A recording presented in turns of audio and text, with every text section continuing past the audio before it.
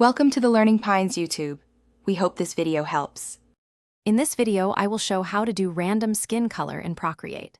First, open your Procreate canvas and prepare your base sketch.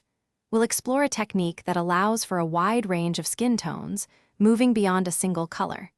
This method helps you create more dynamic and lifelike characters, ensuring each one has a distinct and natural appearance. Get ready to transform your digital portraits with this simple yet effective approach. Begin by laying down a solid base color for the skin on a new layer. This should be a neutral mid-tone that will serve as your foundation. Next, create another new layer directly above your base skin layer. This is where the magic happens for adding variation. Tap on this new layer and select Clipping Mask. This ensures any colors you add will only appear within the boundaries of your base skin shape, keeping your work clean and precise. Now, on your clipping mask layer, select a soft airbrush.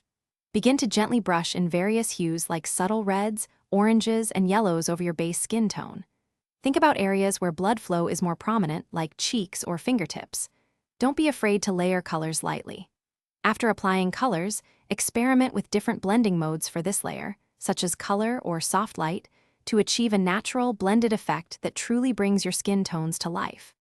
To finalize your random skin color, add subtle highlights and shadows on new clipping mask layers to give your character depth and form.